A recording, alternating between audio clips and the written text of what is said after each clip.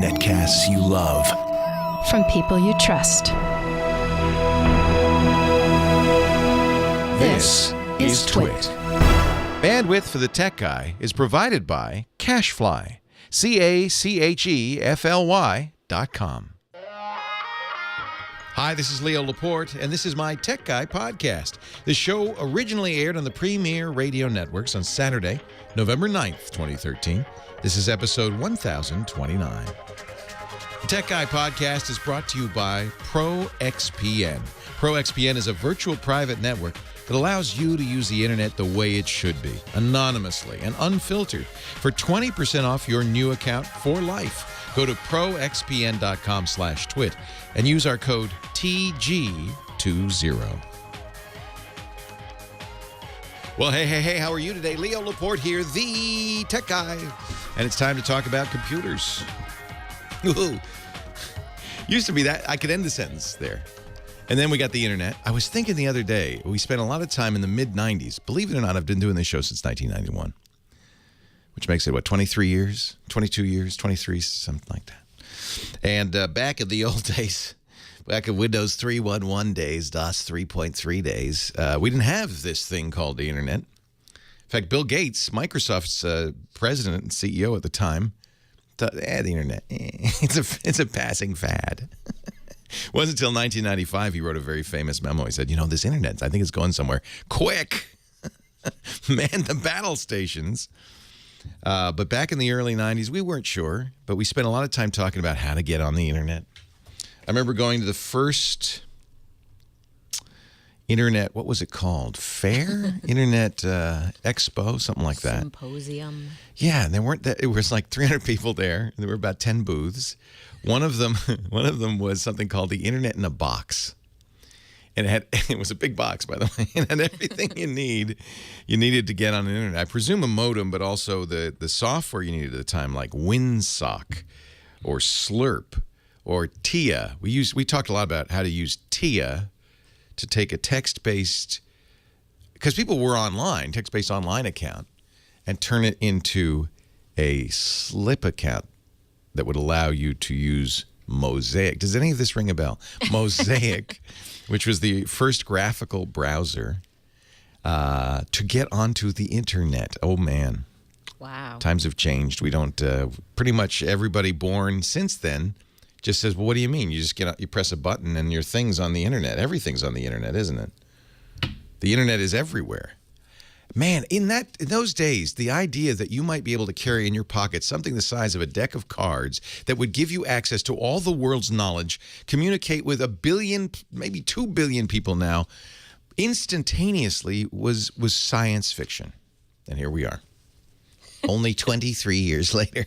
I feel like I want you to do old grandpa voice. And then we used to have to. Oh man, I used to have the way you'd get on the internet. You'd have your phone.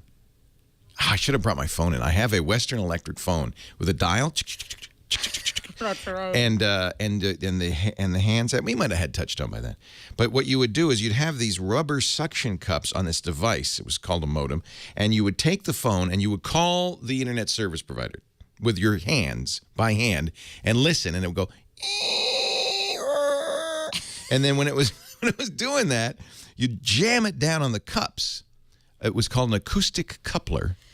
And the cups would be listening and speaking to the phone.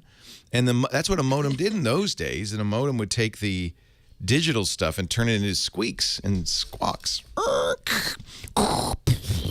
is so crazy. Remember that? No, Barely. Barely. I'm like, you're making this up. And you would put That it on the didn't happen. suction cups. And if you were lucky, it would handshake. And it would get quiet when it handshook because it just turned it off, but it was still going. If you watch War Games, somebody in Greg in the chat room says, if you watch War Games, Matthew Broderick, that's what he uses to first start talking to Whopper. He has the acoustic coupler, the whole thing. Oh, my God. Remember that movie, The Net, with Sandra Bullock? I managed to avoid that one. And sneakers and hackers. I get angry when I watch movies that are about technology. I get really angry. You know, there's a profession in Hollywood for people who design the user interface for computer screens for movies, because you wouldn't show I guess now, right. Now you could show a computer screen in movies. In fact, was it Pacific Rim? They was one of these movies I just saw. They actually saw some pretty sophisticated real computer screens. They were using a hacker program called Nmap, and it was real. To hack the computer. But in those days, you had to have, first of all, the letters had to be really big or you couldn't read them on the screen. So there were people who designed user interfaces just for the movies. Wow. And it would always get me angry because I'd look at it. And then they always say something silly like, they've hacked into the mainframe. Yeah, they've hacked into the mainframe. We have to hack into the mainframe. And it was always, really easy. Oh, no problem. You just type these. Well, we know that now. This brings us right up to the present where Adobe got hacked. The Adobe password database has now reached out into the real world, and it was not just, a few million. It was a 10 gigabyte database of logins, of passwords, 1.9 million people. Wait a minute, no, it was more than that. It was like 20 or 30 million. It was a huge number. I'm sorry. Whoops. I underestimated a little bit. 150 million people. See, the problem is Adobe originally, a week ago, said, 2.9 million people. Then the database got out. And it turns out it was 150 million records. 150 million people. Now, Adobe said, well, we've encrypted the passwords, but a clever hacker figured out. For one thing, they didn't encrypt the password hint. Now, you ever when you, and by the way, the reason this is serious is because many of these accounts have credit cards, and people are purchasing Adobe software through them. So, and the credit card database leaked it. And now Adobe said everything was encrypted except for the password hint. So clever folk said, well, look at the password hints. In many cases, do you do this? The password hint says something like, my password is, and there's a password. Or so, folks, the hint is not supposed to include the password. In the cases where it did, people were able to then look at the encrypted result and go backwards and figure out what the passwords were for people. And people who used common passwords were immediately figured out. You know what the most common password was? The number one password used by 1.9 million people. The password was, what do you think? Can I guess? Yeah. Dog's name. No, bet worse than that. 1, 2, 3, 4, 5, 6. No. Yeah. 1.9 million people used that. 446,000 people used 1, 2, 3, 4, 5, 6, 7, 8, 9. That's more secure. There's 9 digits. It's very sophisticated. Number 3. What do you think the third most used password by, this is better than Family Feud, by 345,834 people used the password? Birthday. Password. What? Password. If we weren't on the radio, I'd tell you what one hint was. It was very funny, but I can't because it's kind of profane. 211,650 rhymes with, and then there was another word. You can just take the P off password. That's what it said. Rhymes with. That was the hint. What could that be? Rhymes with. The number 4 was Adobe 123. Number 5 was 1, 2, 3, 4, 5, 6, 7, 8. These are passwords used by real people in the millions. QWERTY was another big one. 1, 2, 3, 4, 5, 6, 7 was another one. Here's a popular one. Ever used 1111111? Now remember, this is Adobe site, so the number 9 top password was Photoshop. Not even like mix of upper lowercase or using a 0 for the O, nothing like that. Then 1, 2, 3, 1, 2, 3, then 1, 2, 3, 4, 5, 6, 7, 8, 9, 0. It goes on and on and on. Really the worst. I love you is number 18 in the list. So these people have all been compromised. And worse, I bet you a lot of these people used this password for other sites too, right? So it makes it really risky. Sunshine was 23. Let Me In was number 25, yeah. I don't know the password, so let me in. Oh, that works. Yeah, like Open Sesame, yeah. Number 26, my favorite password of all time, monkey. I don't know why people like monkey so much. It's a great word. And a great animal. Change your password if you're on Adobe.com. Leo Laporte, and make it better than that one. Leo Laporte, the tech guy. This seems so hip way back in the... now it just seems like cartoon characters. Remember they wore potted planters on their head and nuclear scientists...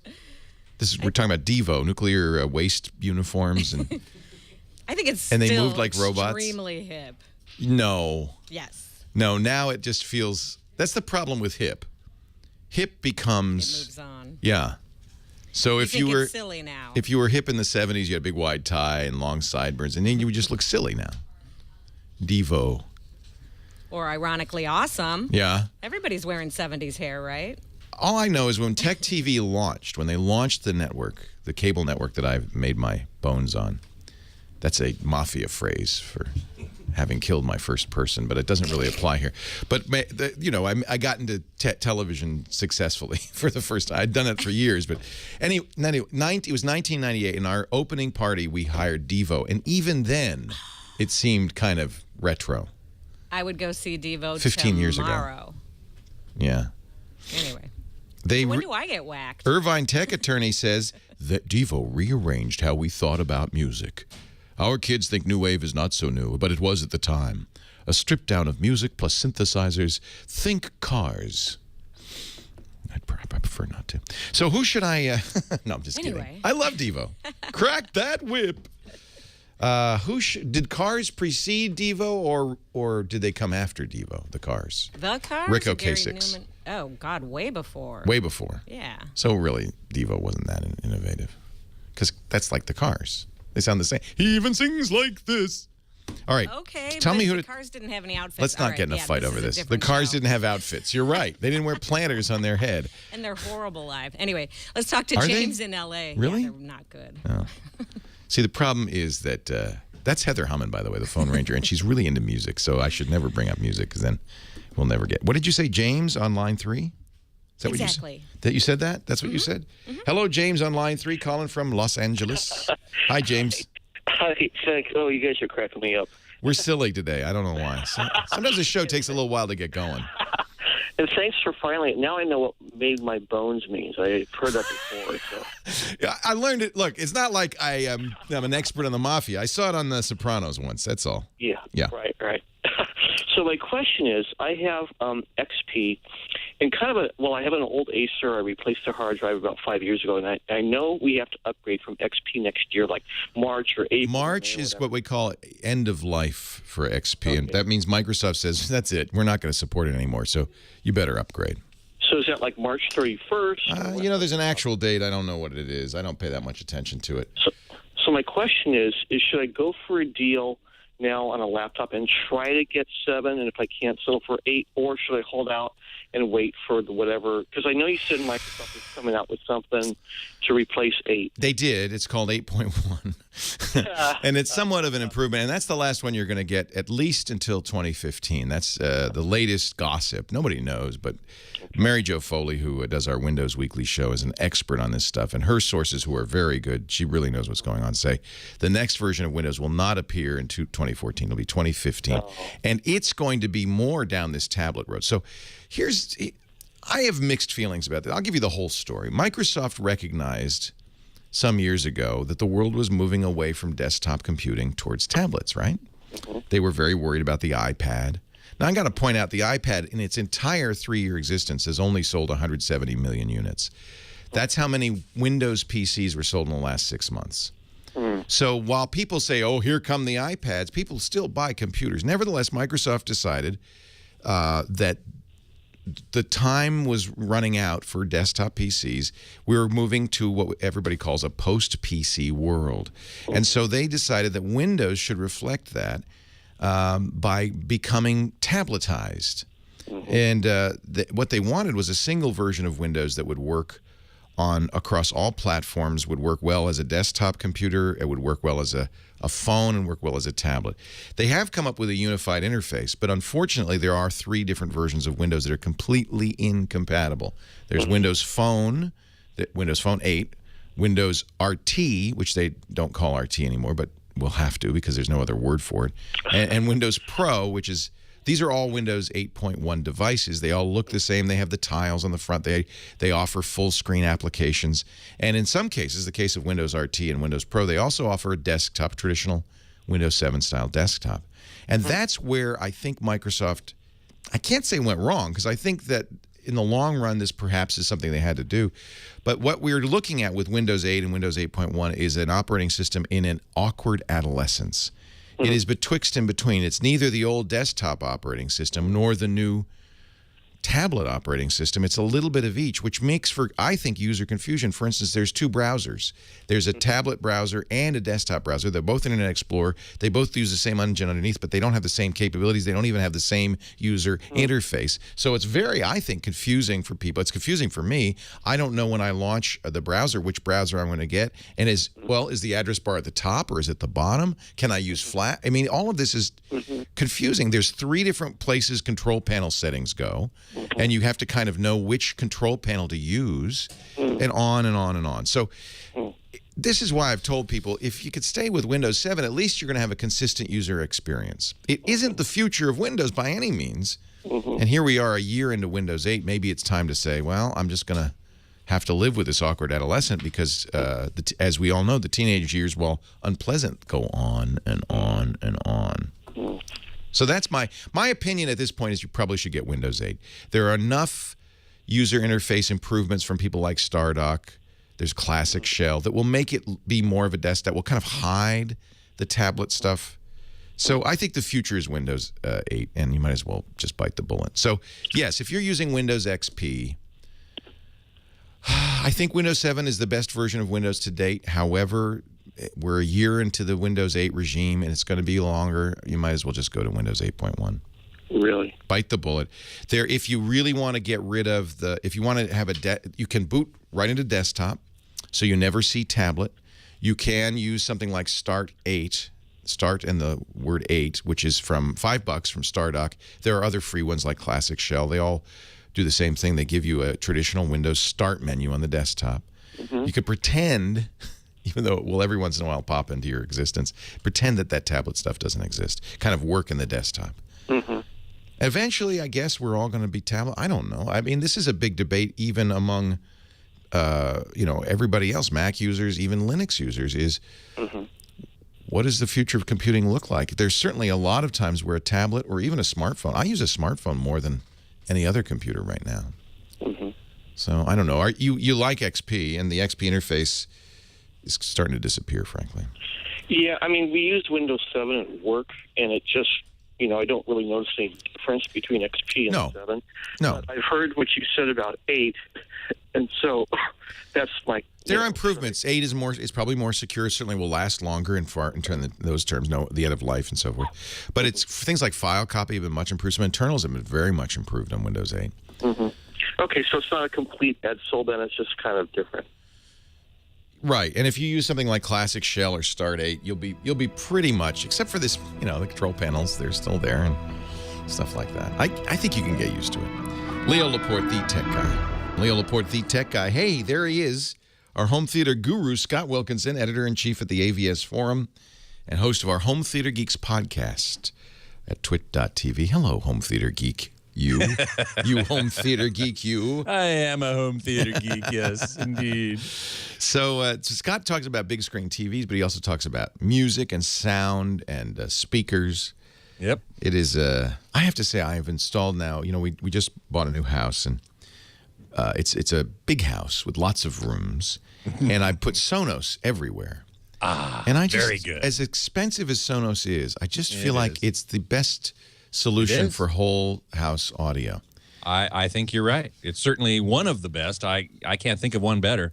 They now have because for one thing, you set it up with Wi-Fi, but it has its own network, right? And that solves a big problem with wireless whole house stereo, which is latency, where one room is a little ahead of the other room, and it just sounds echoey. So I put the same music loud on every speaker in the house, and the whole house, it's in sync. I don't know how they do it. And it wasn't in sync. It was in, you know what I'm saying, no boy bands. I'm glad to hear that. Yeah. So it's right. amazing what they do, and they have a new one, the Play One, I think it's called. It's Play One, I think. It's inexpensive. It's $199. It doesn't sound as good as the 3 and the 5. The 5 sound is what I use mostly, but I put Play Ones in like the bathroom and the laundry room, and those are big sounds, and they sound really good. We should mention that what those are speakers basically with amplifiers that you can just place anywhere. You just plug them in, and then they get on the network. Yeah, they have to have AC power, but you don't need to plug in any audio or anything. They just get the audio from what's the base station called? I've forgotten. The bridge. You can any one of them can be a bridge or a connect. Right. So they have a variety of devices. Now the other thing they have, and I really want you to review this sometime. Okay. So they have a sound bar, which we have. And then if you really want to, which is very expensive. I think the sound bar is, I think, $700, something like that. It's really, Holy smokes. Yeah, it's kind of outrageous. Yeah. In fact, all of Sonos is. I feel always guilty. They're always very recommending it. expensive. That's true. But there's nothing that works the same way, and that's why I end up getting it. Yep. And the quality's good. But the sound bar, if you want to make it a full home theater system, you can buy a very expensive subwoofer. And then you can use the Play Ones as surrounds, and it will in the software you could say these are the surround speakers, this is the sub, this is the sound bar, and I think you're going to get some very nice wireless. It's very hard to do wireless surround. Well, there are a lot of people who try to do it. I've tried some of these solutions, and I've been very unhappy. And wireless sound generally isn't that good. I always recommend getting wired sound if you can, and of course that lowers the spousal acceptance factor. Precisely, because now I have copper speaker wire going all over the house. So I haven't set up the surround yet, and I really am undecided about how to do this. I have 3-channel. You know, I have a center and left, right. Actually, 3.1 because I have a sub. It's those 2 back channels I just don't know how to do. Well, have you got the Sonos sound bar you're talking about? No, I mean, we have that in the gym. Oh, I see. Okay. It's just starting to sound more and more like an Arab oil mogul here. I know. Believe me, it's a shack, but it's just a big shack.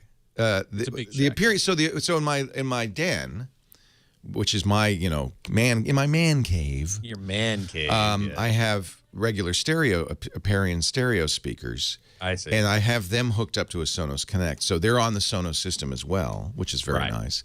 But I haven't hooked up and I have the surrounds, I just haven't hooked them up. You noticed when you came over to my house to do the OLED, my previous house, that I didn't have them hooked up either. It's the same problem. That's right. I can't figure out how.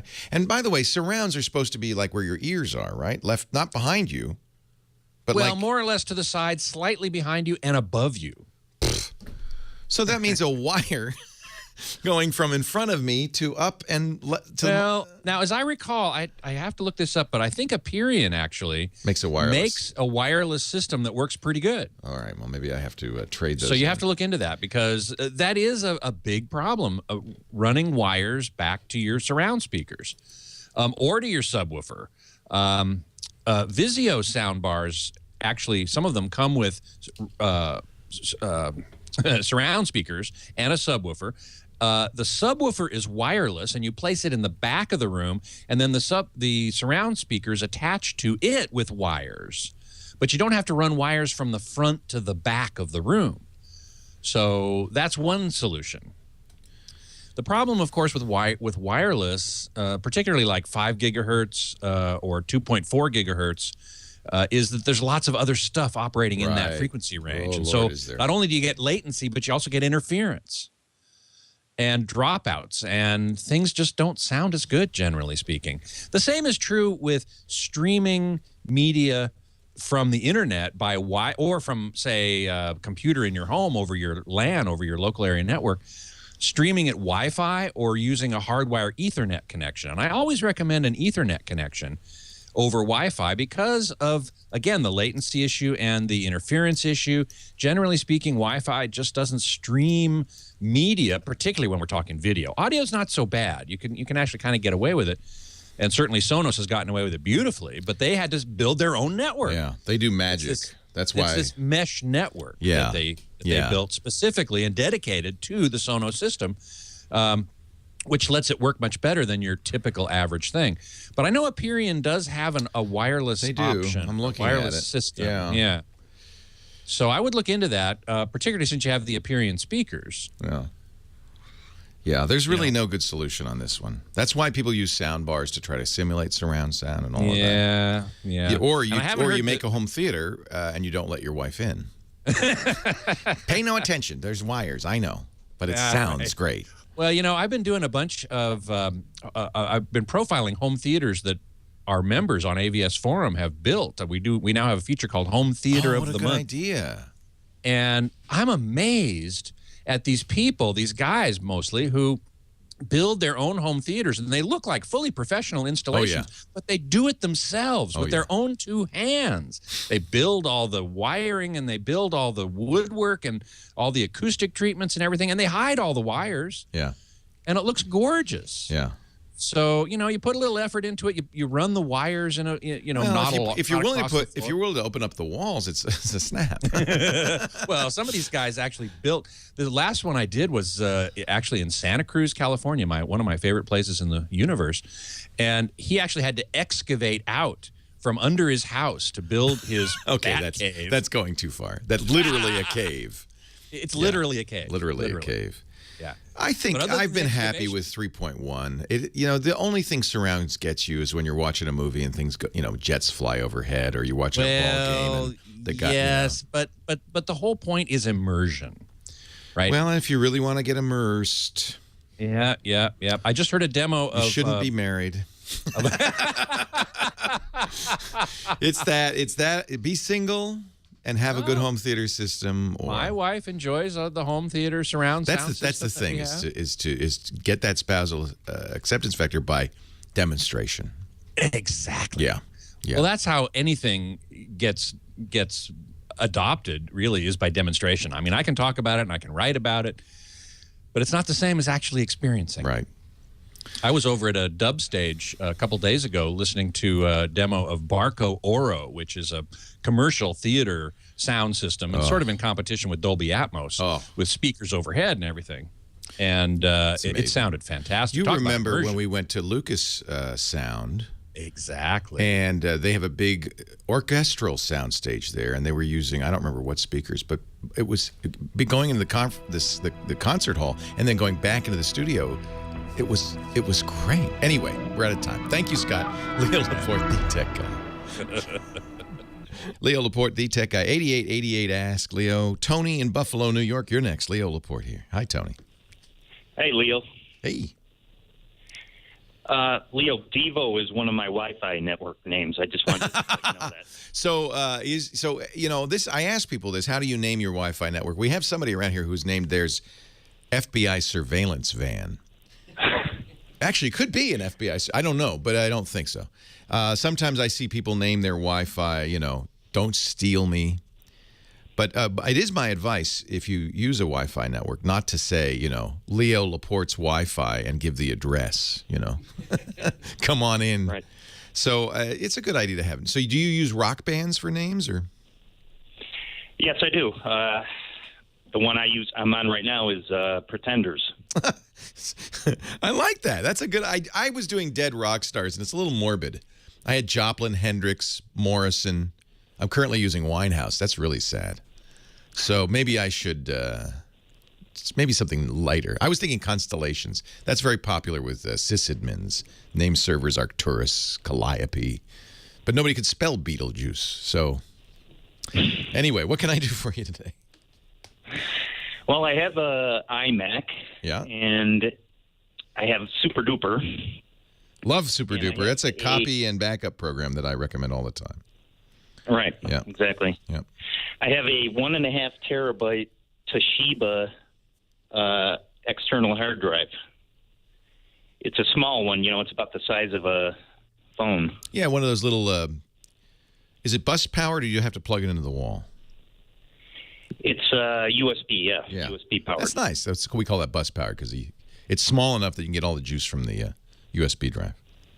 USB right, and when I schedule to copy with Super Duper, it comes up. It says failed to copy, and it's like a permissions. It's like a This is something that seems to happen with Macs a lot. The inability. Sometimes drives become read only.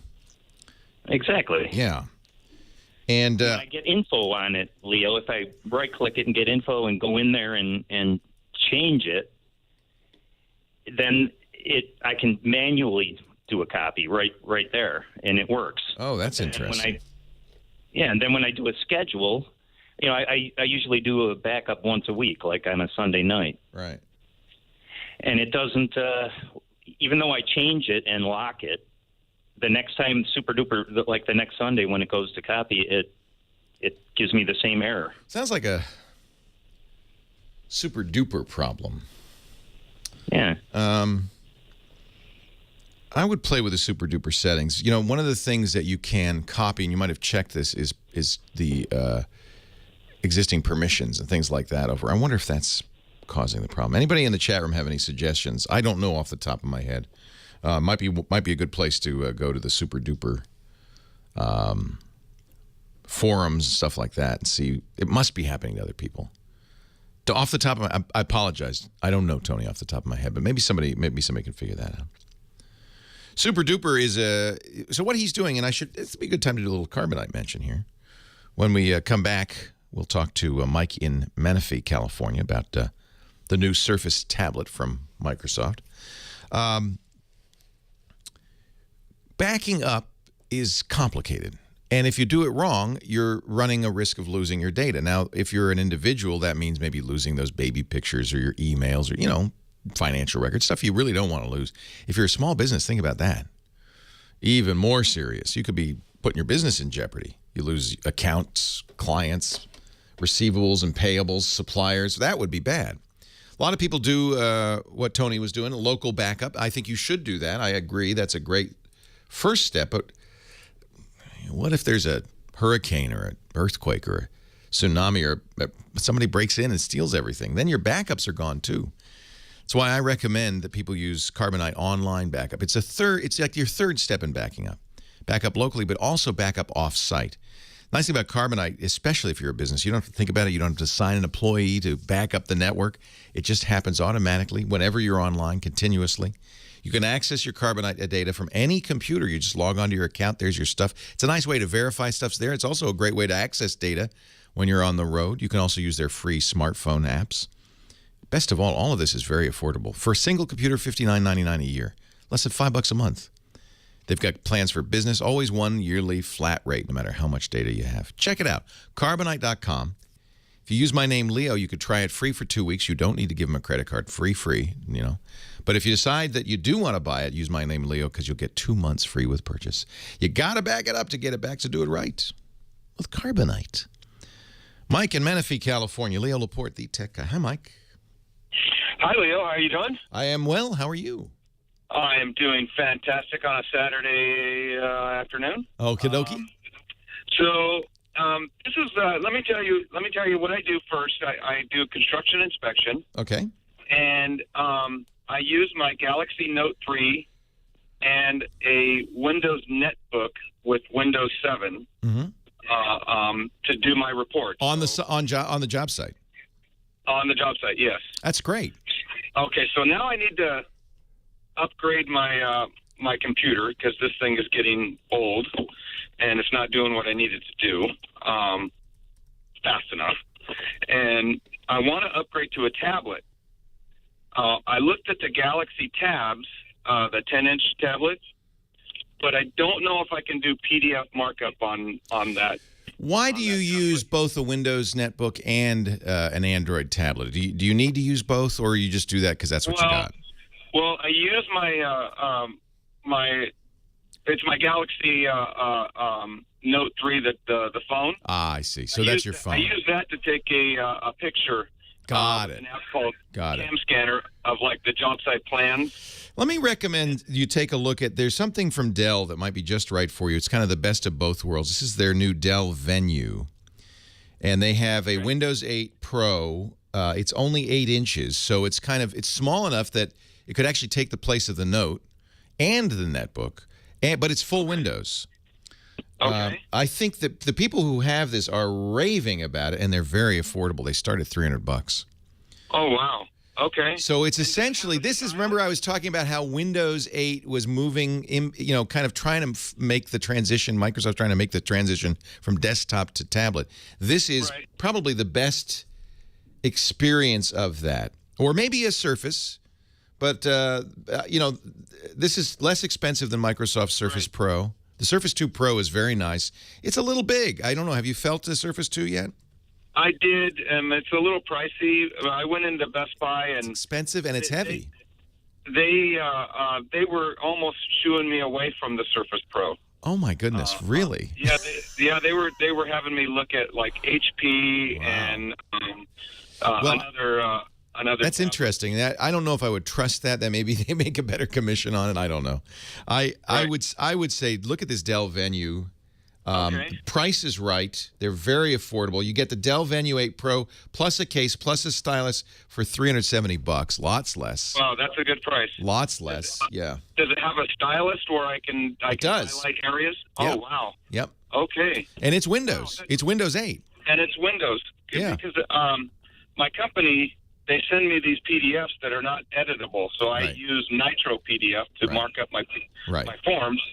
So that's why I want to stay with either Windows or use maybe an Android that does PDF stuff. You could do that. You probably could do it on Android. I know you could do it on an iPad, for instance, with PDF Pen Pro. There are programs out there that will let you do markup. But if you're using Windows, I bet you there's Windows apps that you use to do estimates, things like that.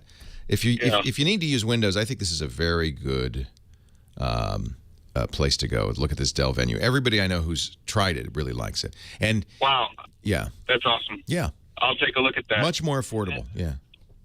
And then you were talking about Wi-Fi network names. At home, mine is Eastbound and Down.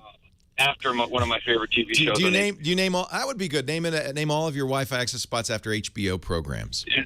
You could have Sopranos, Girls, Eastbound and Down. I love Eastbound and Down. That is a wild show. Not for the children.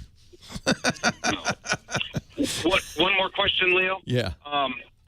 Now, I just bought my son the latest copy of Call of Duty Ghosts for his Xbox. Oh, fun. Yeah. Now, I think the Xbox One is coming out. Do I have to buy another copy of Call of Duty for that? Yes, you do. Oh, lovely. Yes, you do. It's completely incompatible. Welcome to the wild world of Microsoft. No, both PlayStation 4 and Xbox One, the new consoles, are completely incompatible with previous versions. Leo Laporte, the tech guy. Well, hey, how are you today? Leo Laporte here, the tech guy. Time to talk about computers and the internet, cell phones and camcorders, MP3 players, home theaters, GPSs. I'm throwing in every obsolete technology I can think of. MP3 players. You know, on the last Apple announcement a couple of weeks ago, which would normally be their October announcement, they'd announce iPods. Did they mention iPod at all? No. You don't need an MP3 player. You've got a smartphone, and most people, I think, use that for their MP3 player. Speaking of smartphones, the newest smartphone, and I think I hope the last for this holiday buying season, is out. They announced it on Halloween, and it shipped. I ordered mine the first day, and I got it on Monday. I've been playing with it. It's Google's Nexus 5. So this is Google has been doing this for some time now, where they offer an Android phone that is pure Google. Doesn't have a lot of stuff put on it by the manufacturer. You know how Samsung just loads it up with crazy, weird stuff. LG, HTC, they all have their own unique software on there, and they consider their differentiator. And then on top of that, you get the wireless companies, AT&T and Verizon and so forth, that they put all sorts of stuff that you can't erase, all sorts of applications you can't erase. So Google, I think, wants people to two things. Google's trying to do with this: show what it looks like when you don't have all that junk on an Android phone, what they call a pure Android experience, or the Google Experience phone. But they also want to have an inexpensive phone for people who want to develop Android software. This is $350 unsubsidized out the door, about half what a top-of-the-line Android phone would cost if you got it from Samsung or HTC. That's for the 16-gig version. They also have a 32-gig version. It's $400. Still, half the iPhone, half the HTC One or the Galaxy S4 or the Galaxy Note 3. Those are all the kind of the top of the line phones. And you know, it's a great phone. 5-inch screen, really beautiful screen. Best camera yet on an Android phone, if you ask me. Just very nice. So I've been playing with it for a week, and I'm still a Moto X user. That's my go-to phone because there's a few little things the Moto X does, things that Motorola's added on top of the Google experience that I kind of am attached to. The ability to say, "Okay, Google now," and although this new Nexus 5 does a little bit of that, but you have to have the phone unlocked.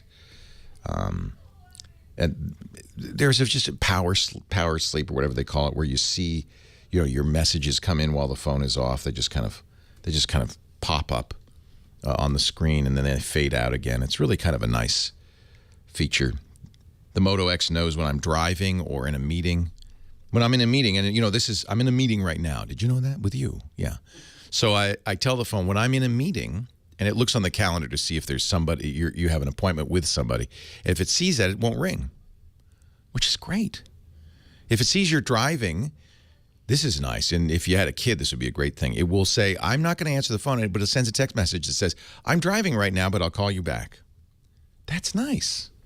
It's little things like that. I suppose some of those you could do with a third-party application, but the hardware on the Moto X is designed to watch and do this stuff in a low power mode, and that's the real issue. You could have third-party software to do all of it, but it would drain the battery.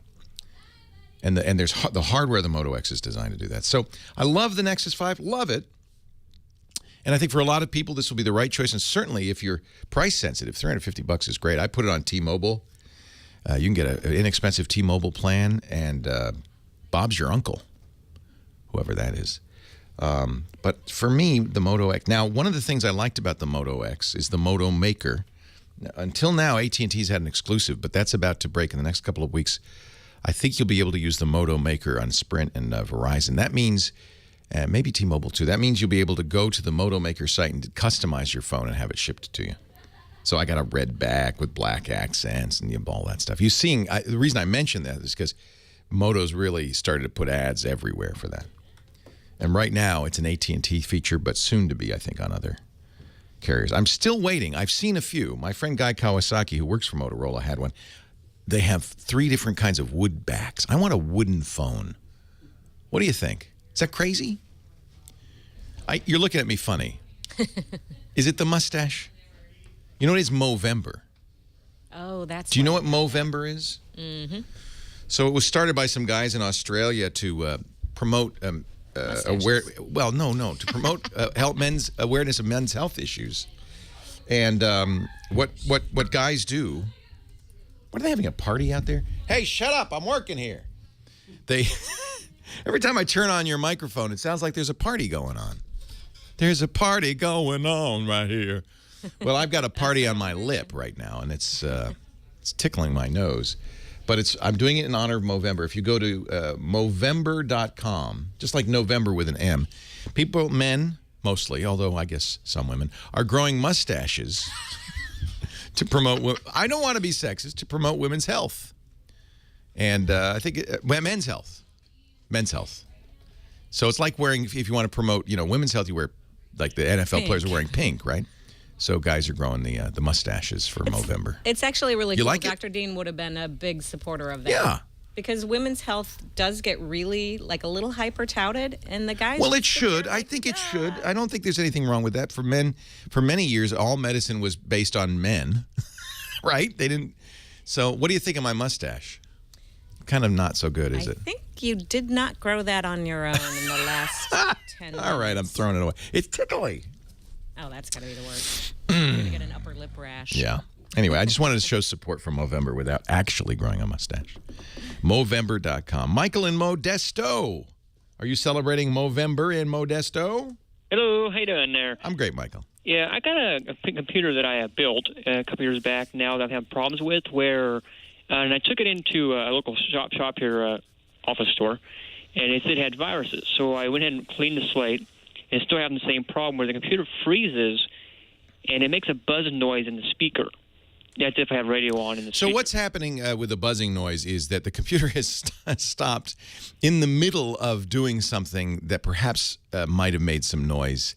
And once it stops, it's going to keep going. Zzz. So that's not unusual. I have had that happen many times. The computer crashes hard, and the speaker's going because it's in the middle of something. Yeah, and I try to go Control Alt Delete, and it does not. It Okay. freezes up and buzzes. Yeah. If it's buzzing, it's not something a Control Alt Delete will fix. It's a hard freeze, and that means since you wiped the drive, that it's a hardware issue.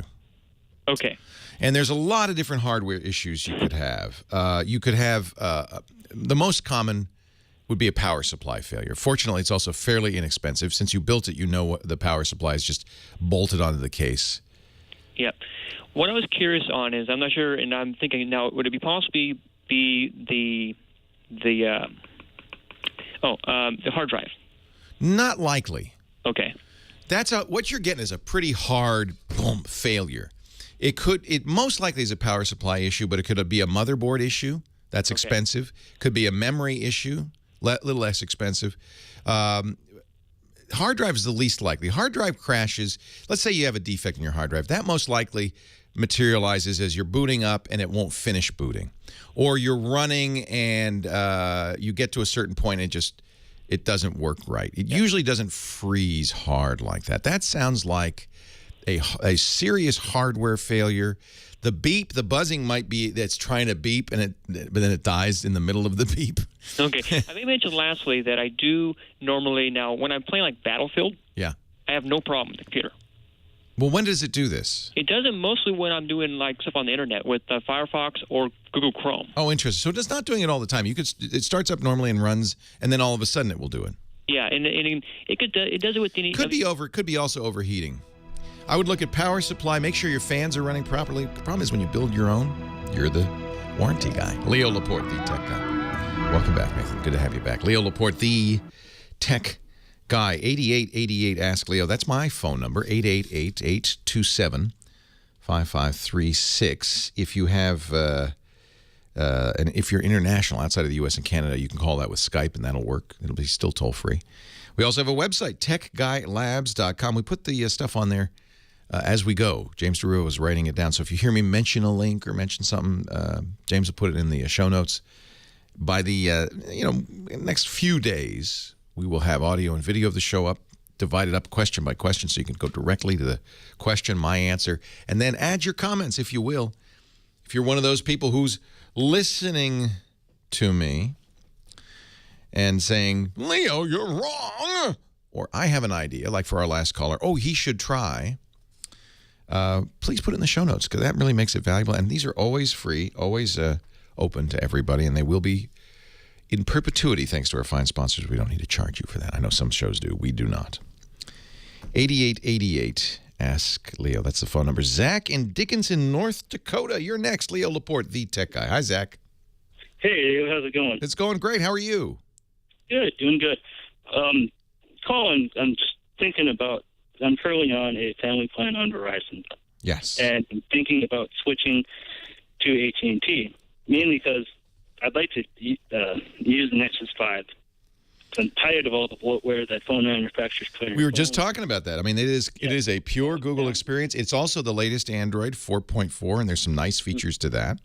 Yeah, and I currently have a Nexus 7. I'm waiting for the... All right, so you know then all about it, because the Nexus 7 also a pure Google tablet.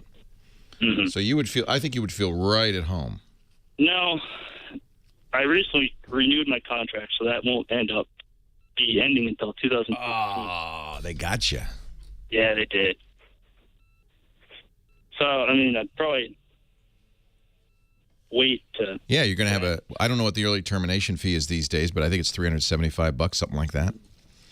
No, since the Nexus 5 is not in contract, do I just need to get a data plan and talk and text and all that? Well, here's what I did. Yes. So if you want to talk and text, you could just use it as a Wi-Fi device.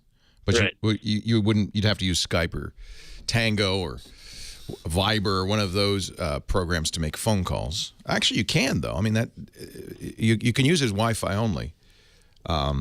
Just as you do your Nexus 7. Think of it as a small Nexus 7. But if you want to make phone calls on the phone network, and if you want to use 3G or LTE data, yeah, you need to have a plan. I would look at T-Mobile. See how T-Mobile works in your neighborhood. Sure. I don't think North Dakota has T-Mobile, though. So we just have Verizon and... Then T-Mobile would be a bad choice, yeah. Yeah, and AT&T. Yeah, as long as your signal quality is good. Yeah, AT&T is fine. The Nexus works with either. The reason it's those two is they use a technology called GSM. Verizon and Sprint use a technology called CDMA, and it's not compatible. You have to get a. But no, sorry to interrupt. Go ahead. Why is Verizon so, I guess, headstrong of not allowing things like Nexus 5 to put on their networks? Yeah, the same thing with the Nexus 7. They said, "Oh, we can't let it on the network." And they were slow with the Windows phones. Yeah, Verizon. Look, all these companies used to be monopolies. Used to be Ma Bell, basically, and they still think they're monopolies. They're not, but they think of themselves as monopolies, and they very much want to control everything. In 1968. There was a very famous Supreme Court decision, the Carter phone case. AT&T, Ma Bell in those days, controlled the network tightly. You had to use, in fact, you couldn't even buy. You had to rent, you're too young to remember this, Western Electric equipment, big hard black rubber phones that you would plug into the network. And heaven forfend that you would plug anything that wasn't owned by AT&T into the network. They said, we have to protect the network. And the courts ruled... Carter Phone was a company that made a phone system. It might have been an answering machine. I can't remember, but that you would put on the network. And they said, well, we got to be able to sell this product and put it on the network. And the court said, yes, you can. Opening the way to buying phones, owning your own phone, answering machines, and all of that. It changed everything. And frankly, the network did not suffer. Verizon, though, is still back in that pre-1968 mindset where we got to protect the network. And really what they're protecting is profits. They want to sell you everything. They want to own everything. They want to make sure that you're paying them their fees. And they do, in a way, have a little bit of a monopoly in places like North Dakota. You won't really only have two choices. Right. And I don't know. I mean, I kind of wish that they would just get with the program, because to me it seems. Well, they're legally required to get with the program. The FCC's ruled that they should be an open network, and in my opinion, they are in defiance of the Federal Communications Commission, and they need to be spanked. But the FCC seems, unlikely to spank them. That's a shame. I know, and I don't know what to do about it, but it really comes from that mindset. The cable companies have the same mindset, this monopolistic mindset where they say, well, it's our way or the highway. If you don't like it, too bad. And I think, what the real shame is? I think Google had an opportunity. There was a moment when Google was thinking about buying or tried to buy wireless spectrum, and we all thought, this is what we've been waiting for. Google is going to create the unphone cellular company, the unmonopolist, where it's open, and we all hoped that, and it would be like the Nexus 5 phone. It would be, but the truth is, probably Google would have been just as monopolistic as the rest of them. Once everybody's loosey goosey and relaxed when there's no money in it. As soon as there's money in it, it's like no.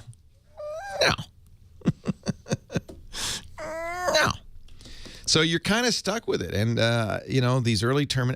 This is the only business I know of where you have to pay money to stop doing business with them.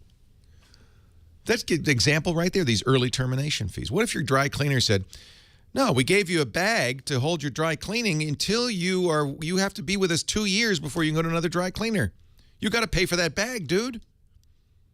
What if they did that? Wouldn't that seem absurd?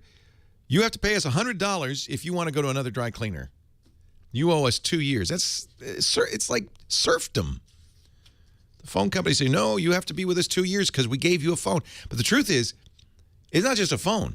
If you change your plan, guess what? 2 more years. 2 more years. How do they get away with that? Clearly, the FCC has no teeth when it comes to this.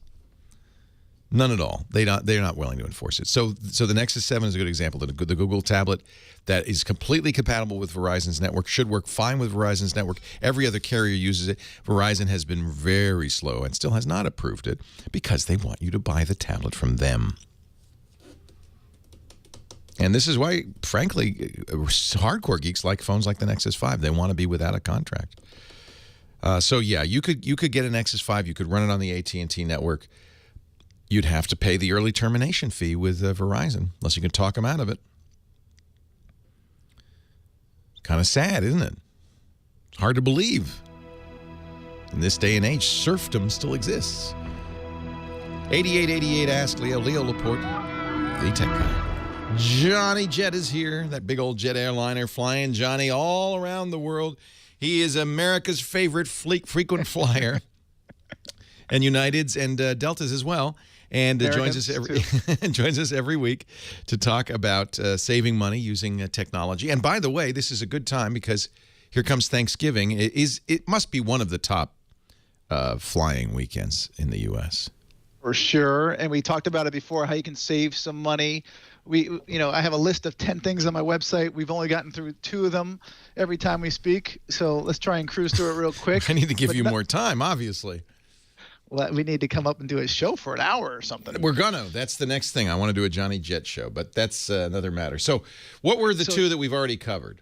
Be flexible. So you're not going to get a cheap ticket if you're trying to leave Wednesday before and return Sunday or Monday after. You got to be flexible. That's the number 1 tip, and that's the biggest takeaway.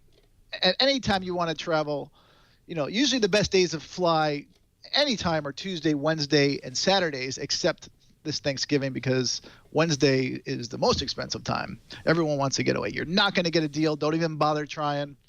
And if you haven't bought your ticket for that Wednesday, it's only going to go up. It's not going down. Don't think it's going to go down. So don't wait till the last minute. Just start shopping around now. Also, you want to consider the time of day. So most people say, they want to leave at 3 p.m. on Wednesday. I mean, first of all, Wednesday is a bad day to travel, but getting picky like 3 p.m. after kids are out of school is even going to be worse. Oh, interesting. Or people out of work. When you do the fare searches, you want to do it early. Just leave it anytime, because you know what? If there's a flight at 6 a.m., you might get up, or I would get up if it's $100 cheaper, especially if you have a family of 2, 3, 4, whatever. That can make a big difference. Also, alternate airports. We talked about it before.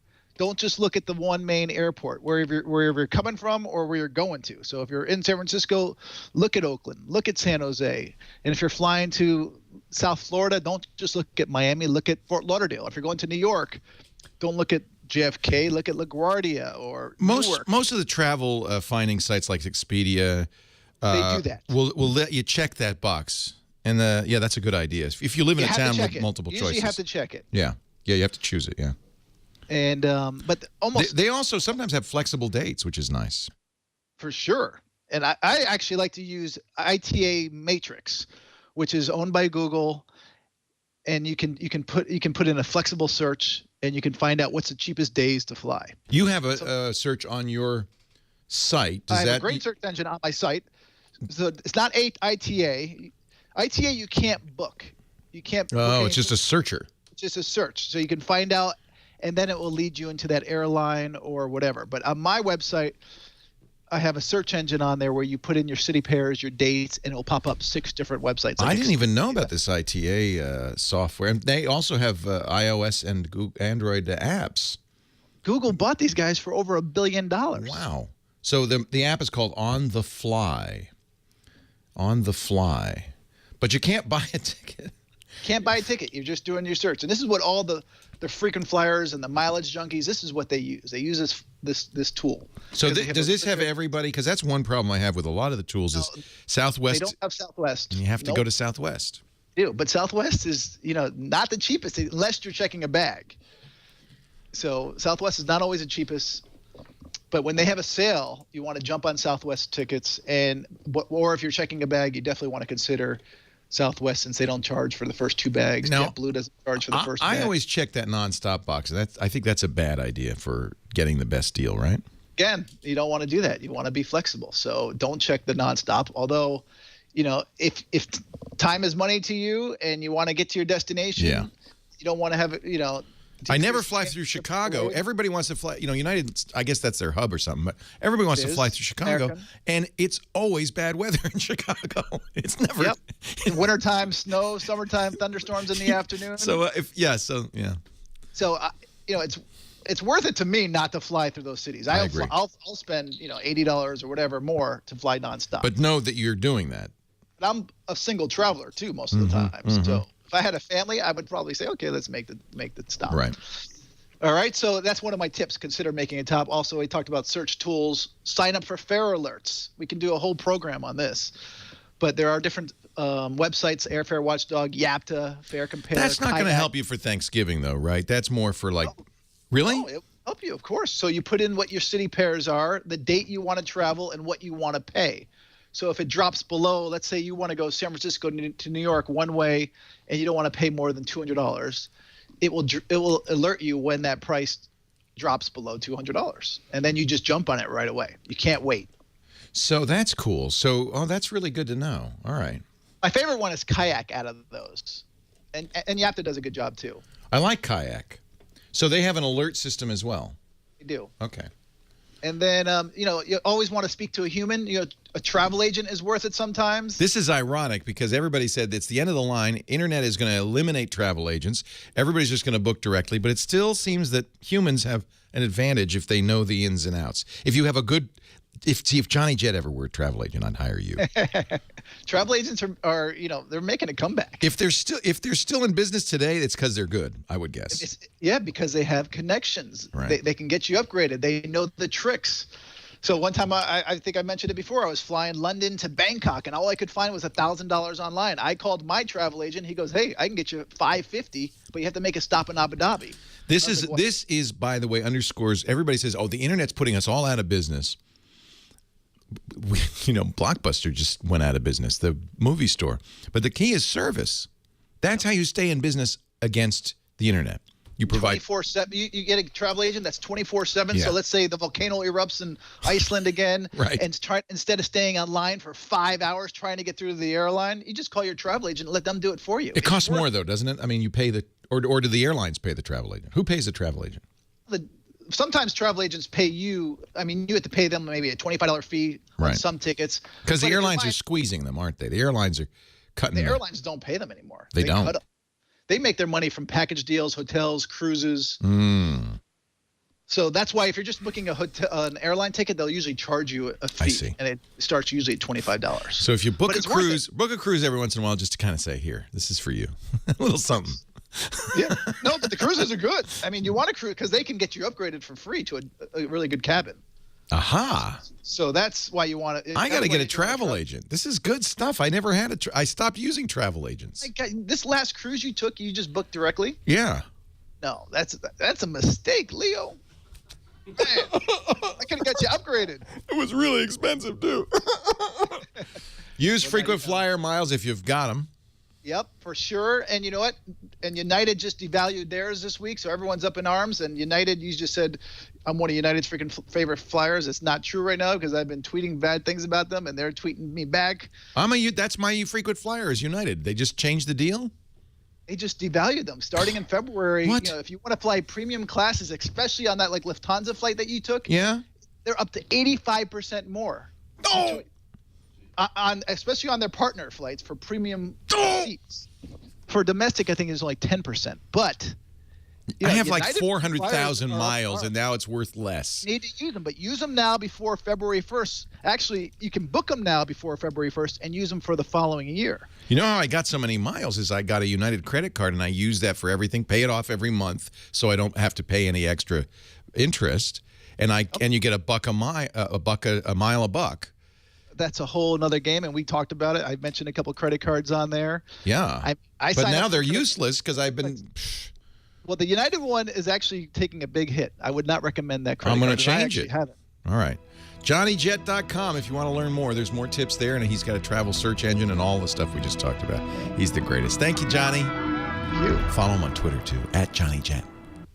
Leo Laporte, the tech guy, down in Monterey and all over the country. 200 stations strong on the Tech Guy Radio Network. Leo Laporte here, and our phone ranger, Heather Hamana. And let's go back to the phones. I don't know who we should talk to, Heather. You have a preference? Somebody? Maybe, how about Dennis? You like Dennis? All right, Dennis in Walnut, California. You're next. Leo Laporte, the tech guy. Yes, Leo, this is Dennis. Hey, Dennis. Hey, my wife has a Toshiba satellite that we've had 1 year and 1 month. And it died 1 year and 1 month. That's unbelievable. How do they work that out? The technology industry is truly amazing. There must be a clock in that thing. I don't know how they... The day after the warranty wears out... Holy cow. Anyway, it's got Windows 7 on it, and all of a sudden, even though it's also covered with Microsoft Security Essentials, a virus got through, and it reprogrammed the keys and the little mouse pad thing. But if I plug in an auxiliary keypad and an auxiliary wireless mouse through the USB, it works fine with those two. But how can I get the keys back to where they're supposed to be? Well, now I'm curious. How sometimes it's just the shift lock. There's a lock or a num lock. There's a lock on the. Yeah, no, it's not that. Okay. Yeah. So all the keys are scrambled up. Like 6 of the keys. One of them is an R, and when you hit the R, it turns it operates the function key that turns off the mouse pad, which is one of the keys, of course. That this is probably not a virus. Oh, really? Yeah. Whoa. Yeah. Do you have any other symptoms? Just those 6 keys and the mouse, and yeah. In fact, that was my first thought too. And I blew out I took an air thing and sprayed out the keyboard and got all the crumbs off from under the keys and everything. Yeah. Now there is a numlock key on the keyboard. If you press it, that will change the behavior of that. If the R key, as a matter of fact. Interesting. It could be a stuck key, but this is because it's a laptop. Yeah. It's non-trivial to remove the keyboard, but you did the right thing, which is you plugged in a USB keyboard and everything works. So we know what's wrong. It's that little keyboard.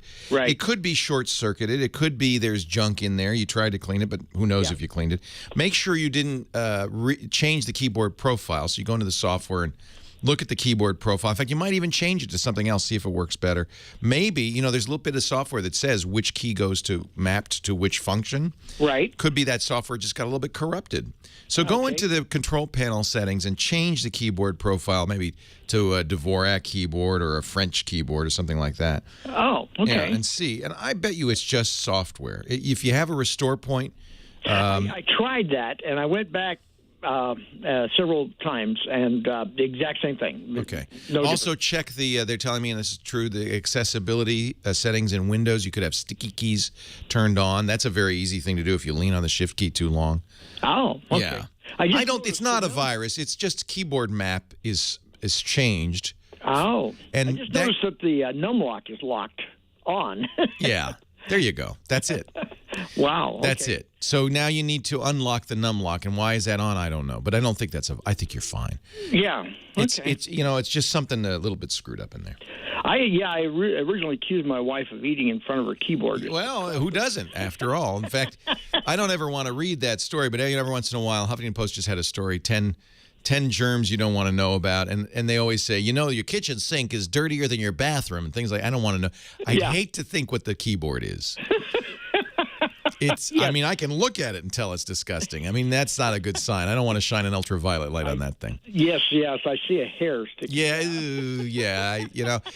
You can get that as a part. It's just connected by a ribbon cable, but I would say it's probably software, not even a physical problem with the keyboard. So check it out. We used to get, Heather, a lot of calls from people, who, and I kind of poo-pooed it. They would say, my computer is inhabited. People type messages to me. It's possessed. I need an exorcism. And now I think maybe I shouldn't have mocked that.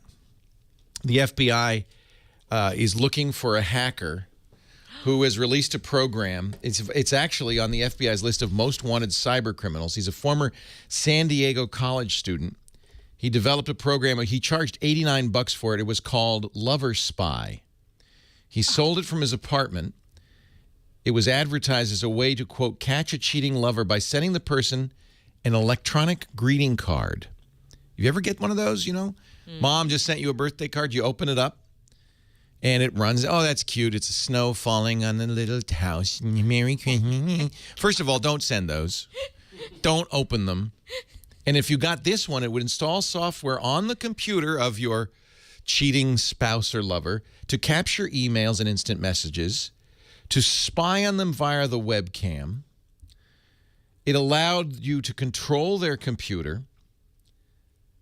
So, you know, this story that people were telling us about their possessed computer? Maybe it was this guy. This has been going on for years. He was indicted in 2005. Apparently, he made very little money on the scheme. Actually, the guy who was indicted that's a different guy, 2005. He made lots of money on this scheme. The San Diego kid, not so much. Apparently, according to the FBI, Lover Spy is one of many illegal hacking for hire services. In one case earlier this year, a New York police detective, this is from ABC News, a New York police detective was arrested for spending more than $4,000 on hacking services to obtain the emails of more than a dozen of his colleagues. Many of the operators are based overseas. So you hire a hacker, they get in the computer, and then they say, well, okay, we got it. What do you want to do now?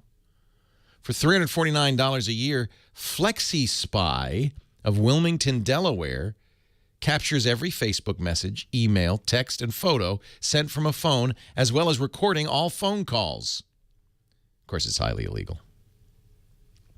FBI also searching for a Russian, Alexei Balun, who allegedly broke into the computer networks of 3 major e-commerce companies in the U.S., stole their databases and encrypted passwords, and then sold them. That's like that Adobe thing I was talking about. So, you know, you want to stay up on what's going on in the in the cyber spy world. Just look at the FBI. You know, they used to have the Al Capone Most Wanted. Now they have the E Most Wanted. The list of cyber hackers, cyber criminals. Unbelievable. 8888 to ask Leo. Lance in San Clemente, California. Leo Laporte, the tech guy. Hey, Lance. Hey. Welcome. What can I do for you?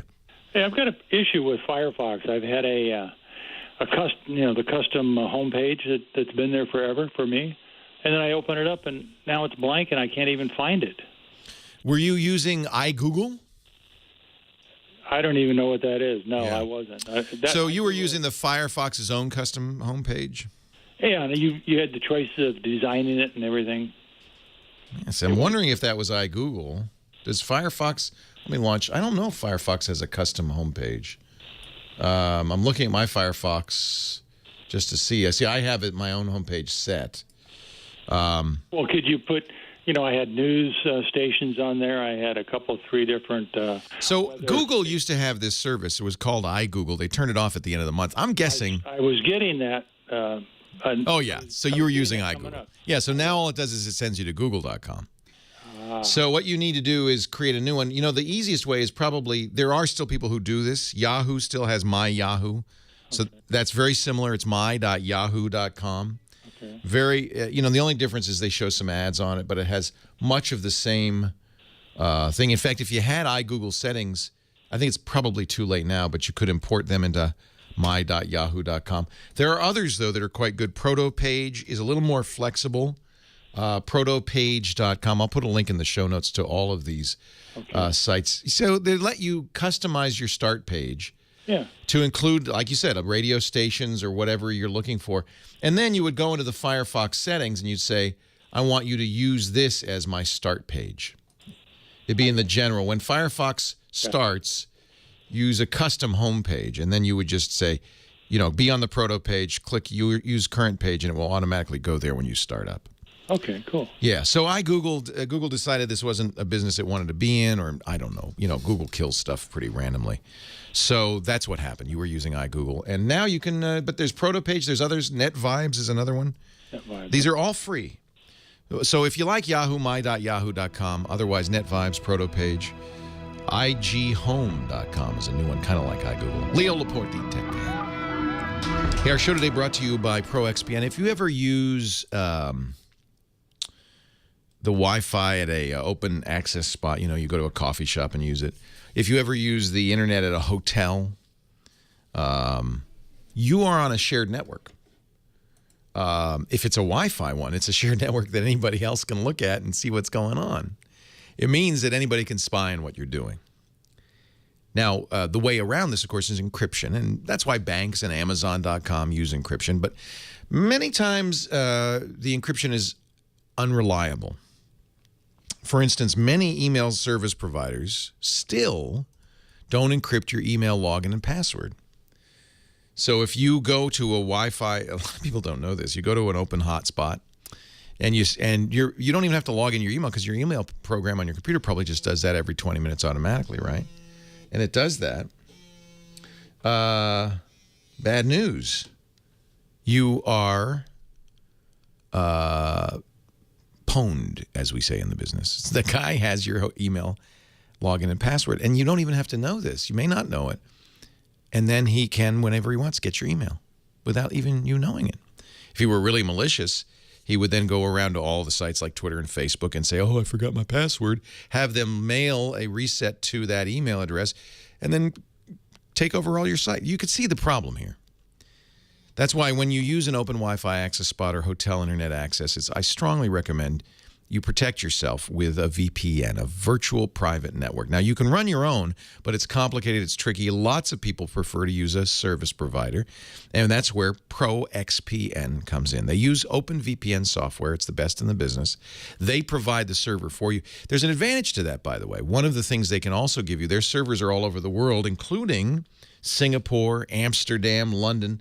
So when you emerge on you're encrypted right up to their server. When you emerge on the public internet, it looks like you're in London or Amsterdam or Singapore. So you can get around geographic restrictions. Even at home, internet service providers are often monitoring what you're doing. Because of the 6 strikes rule, they may say, hey, we're going to knock you off the internet because you're pirating stuff. There's no appeal to that. If you really want to protect your privacy online, a VPN is such a great solution. And ProXPN makes it easy. We've got a special deal for you. Take a look at ProXPN. Go to proxpn.com/twit and learn all about it. They offer OpenVPN as well as PPTP, and they have, which is really nice, mobile apps for iPhone and Android now so that you can use OpenVPN on a mobile device, which you couldn't for a long time, and that's very nice. Really a great way to protect you. Now, there is the free version, but I got to tell you, eventually, try it free if you want, but eventually you're going to want to get the paid version. Normally, $10 a month, $75 for an entire year. If you use our offer code, Tech Guy offer code TG20, you'll get 20% off, not for the first month or the first year, but for the life of your account, forever. That means less than $5 a month on the yearly plan. For that kind of protection, it's well worth it. Protect yourself online against snoops, against your ISP, bypass internet filtering and blocked websites, bypass geographic restrictions. ProXPN. They also have software for Windows and Mac that gives you don't have to use it, but it gives you advanced control. I want you to try it today. ProXPN.com. We had our security guy, Steve Gibson, vet it, and he gave it 2 thumbs up. ProXPN.com/twit to find out more. Use our offer code TG20 to get 20% off. Well, hey. How are you today? Leo Laporte here, the Tech Guy. 8888 Ask Leo. That's the phone number if you have a question. You want to talk high-tech with me? A comment, a suggestion? It doesn't have to always be, my computer won't work. It could be, what cell phone do I want to buy? And that's a challenge nowadays, isn't it? Did you buy Twitter stock? Anybody? No. See, the problem with that is unless you are an institutional investor or have best buddies on Wall Street, even though the Twitter initial public offering, it went public, this week, even though it was $27 at the initial public offering, there was no way that you can get in unless you have a special in at that price. You'd probably be getting the higher price that ended up 73% higher by the end of the day. So a lot of people apparently believe that Twitter is going to be the next big thing. I hope they understand that, in fact, the Twitter has never made a profit, right? Right? You understand that. That's why, I don't recommend stocks on the air because I would have to go through a lot of hoops to do so. It's gone down a little bit now. It's down $3, $41.65. So Time Magazine did an interesting calculator. How much Twitter owes you? See, really, you shouldn't be buying Twitter stock. They should be giving you something. Because what is Twitter, after all, but the sum of all the tweets, the people who put tweets on Twitter? You don't make money. Twitter makes money. If nobody used Twitter, would it be worth $24.9 billion? No, it would not. It would be worth zero zilch, nada, nothing, bupkis. It's worth what it's worth because everybody uses it. So Time Magazine put together a calculator. I think this is a good thing. They did a little, so there are 200, according to all the information Twitter filed with its IPO, there are 230 million active Twitter users, 500 million tweets a day. Twitter says we deliver more than 200 billion tweets per day to our users.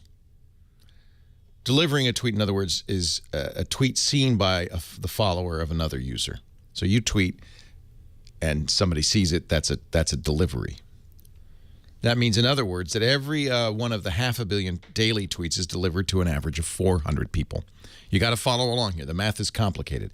So you divide $24.9 billion by 200 billion tweets. It means that each tweet is worth 12.45 cents per day, per daily eyeball. Okay? So now you put in, now you could do the math. You put in your handle on this Time Magazine page. I'm going to put in Leo Laporte, and it'll calculate how much Twitter owes you. What is your share of Twitter's success? In my case, it says I've done 6,771 tweets. I've been on Twitter 2,407 days. That is an average of 2.8 tweets per day. I have roughly 500,000 followers. That means 1.3 million potential eyeballs. 25% of those pay attention. See, we're going to be conservative here. We're going to assume that 75% of the eyeballs that follow me don't actually see my tweets, which is probably accurate. So according to Time Magazine, I own 342,091 eyeballs a day at 12.45 cents per eyeball. Twitter owes me $42,590. Well, I'm not exactly rich, but I wouldn't mind it. I'll take it, Twitter. But then enter somebody like Barack Obama, who has a lot of followers, been on for a long time. According to this, Twitter owes the president $5.1 million. I mean, the premise of this is that Twitter's value comes from the people who tweet, and I think that's true. We'll put it's a long link. I can't just give you the link. It's on newsfeed.time.com, but you know what? We'll put it in the show notes, techguylabs.com, so you can figure out how much Twitter owes you. Good luck collecting. 8888 Ask Leo is the number. Let's go to our next caller, Ann in Yorba Linda, California. Hi, Ann. Hi, Leo. Thank you for having me. My pleasure. I need to get a new laptop. My old one is dying. It's a Toshiba, and it's 5 years old, and it has Windows 7. And I'm looking at ads in the paper. I only have, I'm very limited on my budget. I only have, $250 to spend just for basic use, just to look at websites and to send emails, resumes out and stuff. And I found one. It's a Toshiba. It's $229. It's an Intel Celeron processor. It's 4 gigs with 500 hard drive. And I was wondering, I know Celeron's old. No, you know what's funny about the Celeron? It's what is old is new again. Intel, for reasons I really can't fathom, has named a new processor Celeron. Oh. So, really? And you have just confirmed what I suspected, which is that people would see that and say, well, wait a minute, that was in 1998 that they made that thing. It's back, baby, and it's a newer processor. You know, in your price range, you're not going to get anything that's super wonderful, but that sounds like a pretty capable laptop for that price. Okay, well, there's another one. What's comparison, a Toshiba or an HP Celeron? They're roughly the same. What you're getting is equivalent of the netbook. Remember the netbooks were very popular, sub-$300 laptops. They're not made with the highest quality components. They're, in order to get the price that low, they have to sacrifice some quality. It's not that it won't work, but in your price range, you don't have a lot of choices. I think that either one is probably just fine. Well, how's the power of the engine in it It's adequate. For what you just described is more than adequate. It's faster than what you have now. Oh, much. Really? I didn't know that. Yeah. Oh, yeah, absolutely. Oh. That 5-year-old computer is a jalopy compared to anything you can buy today. Okay, that makes sense. And then, do you know is Pentium a good one too, real quick? Pentium? Somebody's selling a Pentium? Well, it's No, it's going to be an Atom or it's going to be a Celeron in that low end. Oh, okay. Yeah, Okay. either one is fine. They're more than adequate. Don't worry about the processor. It's more that it'll feel, the keyboard won't feel great, the screen won't be great, but it might be more than adequate for what you want. Is there one out there for $250 you can recommend? I think either of those is fine. They're all going to be about the same at that price point. Good. Yeah. Okay, great. Thank you so much. My pleasure. Thanks for calling. Unfortunately, when you're really price constrained like that, there's not much choice. You're getting the least expensive they can make. In fact, it's amazing that you can get anything at that price. To me, it blows me away. And considering how much faster today's processors are, today's memory is, goodness gracious, a 500 gig hard drive, 4 gigs of RAM for $230? Wow. She didn't say, but I'm guessing that this is a Chromebook, but maybe it is a Windows machine. You would be better off getting a Chromebook at that price point. That is, those are, and I'm pretty sure that's what she's looking at that price point. They're not running Windows. They're running Google's Chrome OS. But that's probably fine. If you're using a web-based email solution and you're doing a lot of surfing, those are the two things she mentioned, that's actually going to be a decent system. The new HP system, if you go to google.com, actually go to play.google.com, and they list all of the Chromebooks, including under the devices section, including the new HP, the Chromebook 11. This is a pretty nice device for very little money. Oh, they're out of inventory. Of course they are. I don't know why they have so much trouble. Amazon will have them too. If you go to Amazon and you search for Chromebooks. But this 11-inch HP Chromebook, it was about $250, maybe $279. And a really nice system. The advantage you have with the Chrome OS and a Chromebook is it's very secure. You don't have to worry about hacking or viruses. They just don't exist on that platform. The disadvantage is, you can't play Call of Duty on it.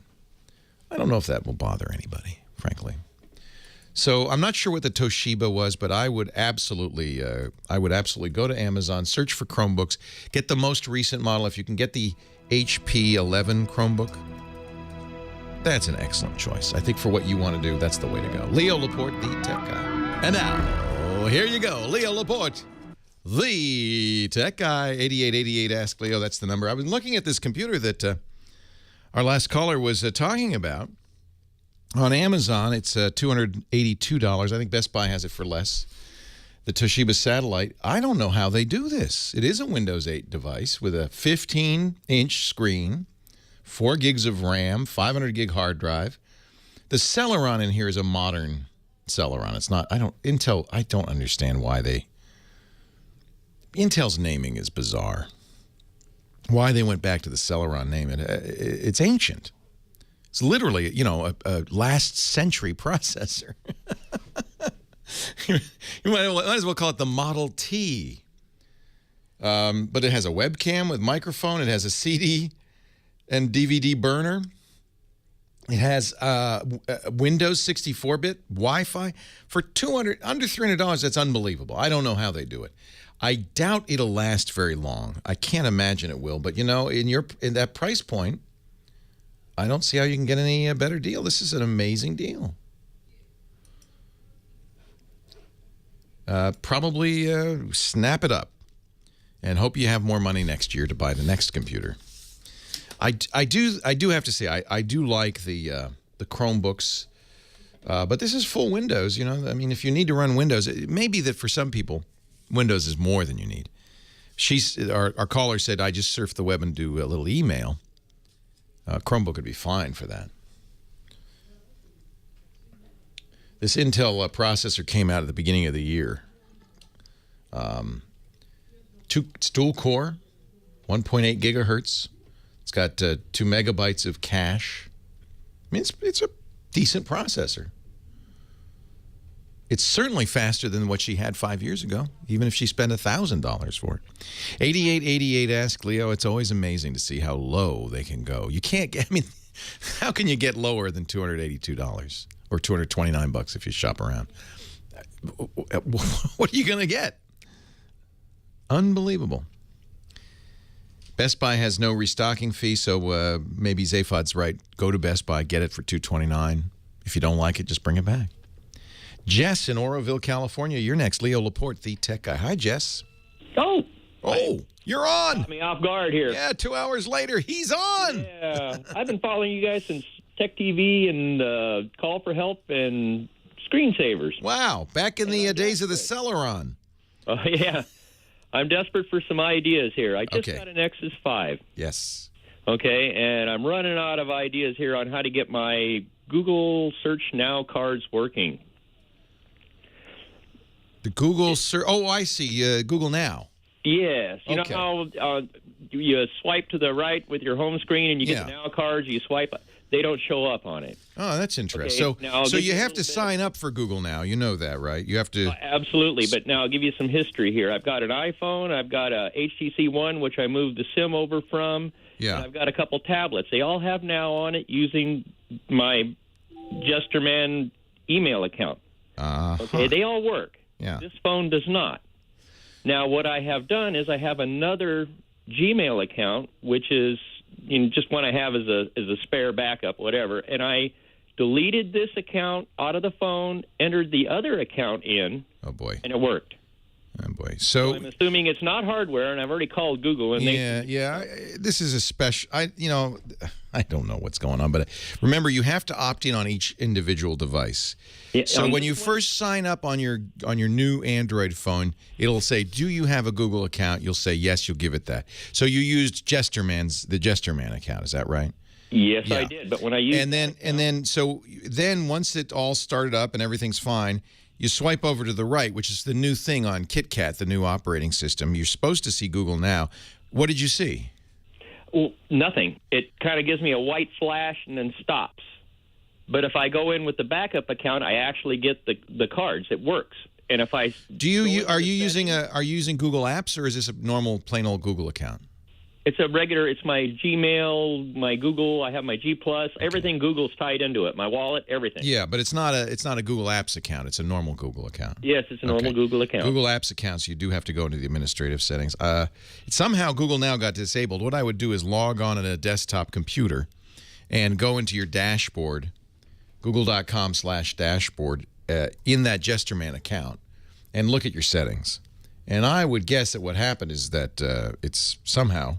Maybe it did it on its own. I don't know. Or maybe you said, when you first go to Google Now, it says, "Do you want to go in? Do you want to use this?"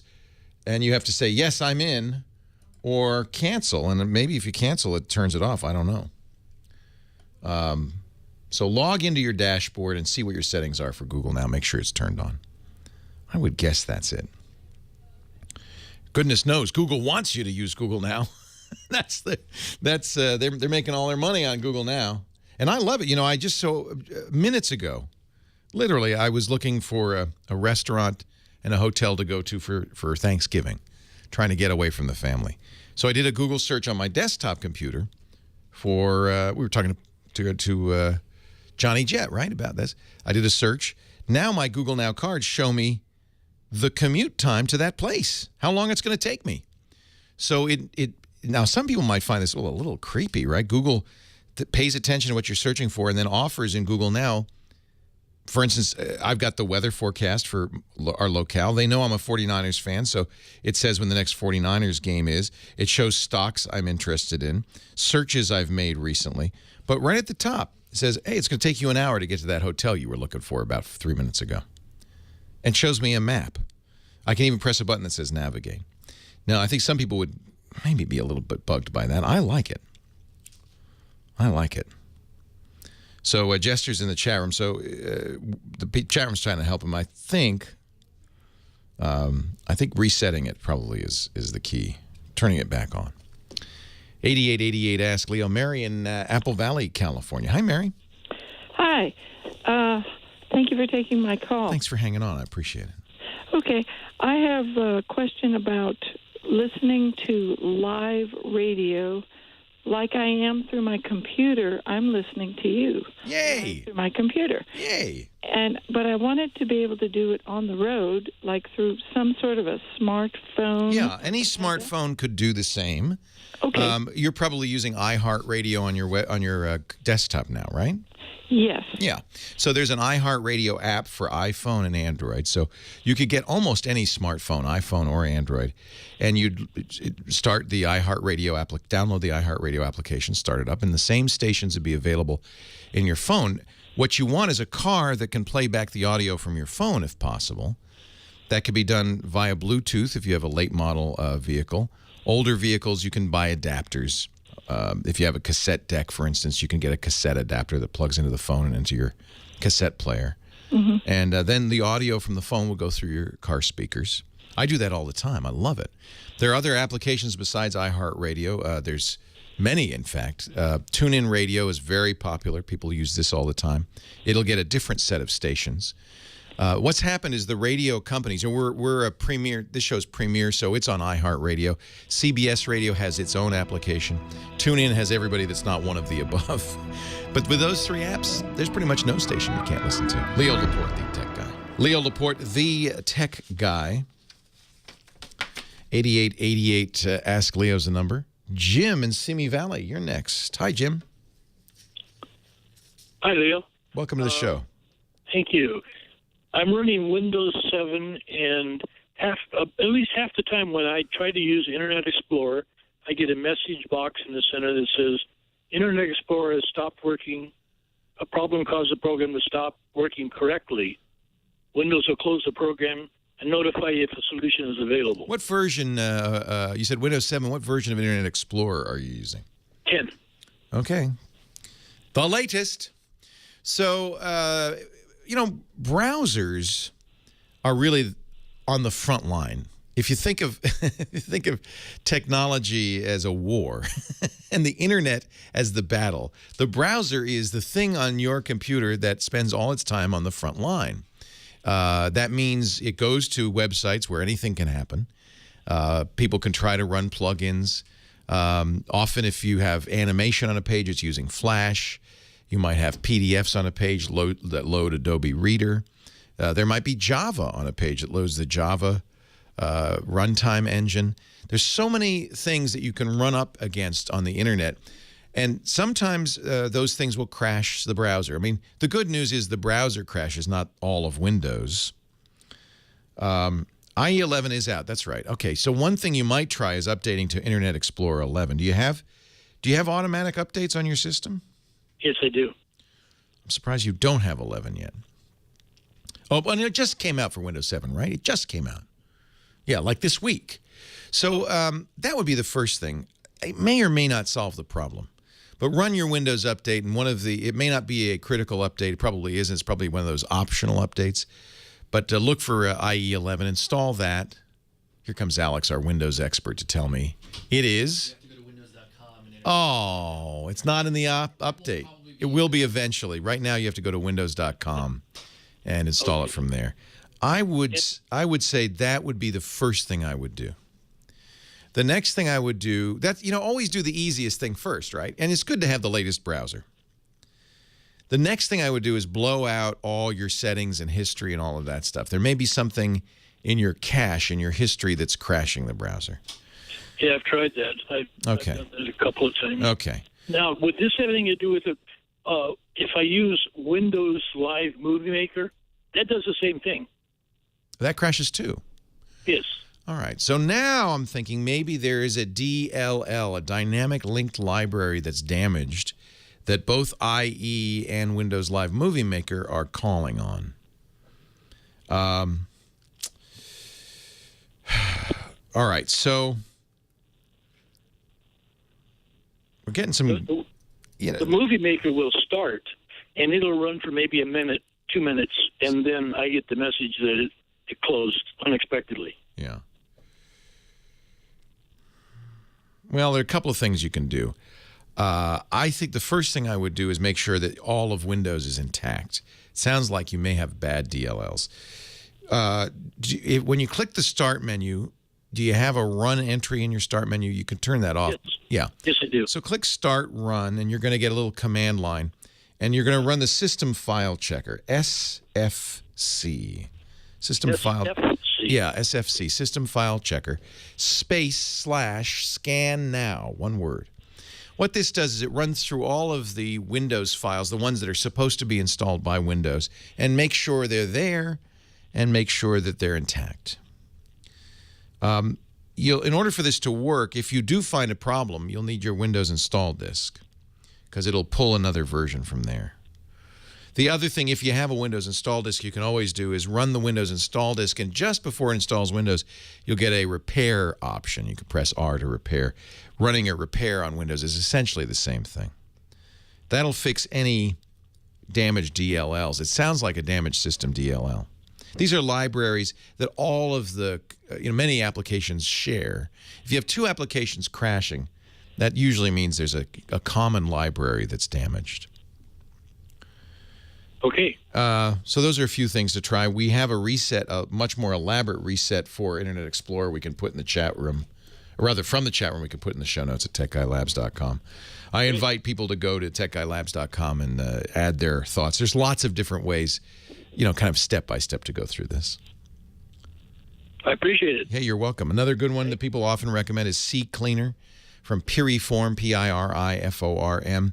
You can run that, and sometimes that'll find, it'll clear out temp files, cache files. Sometimes that'll find a problem. It could be that there's a plugin that's damaged, that's crashing. That's why I mentioned Java, Flash, and Adobe Reader. All three are sometimes launched by your browser, and if they're not loading properly, they can crash your browser. Because the browser does so much on the internet, it's handling so many different data types, it is often, it's out there on the front lines, the first one to fall. And then everybody in the chat, not everybody, some in the chat room saying, just you should format the drive and reinstall Windows. If all else fails, that's always a good fix. But I would do the updates. Now that IE 11 is available for Windows 7, just came out. That's probably worth trying. Just came out for System 7. It's been out for Windows 8 since it came out a year ago, isn't it? Close to.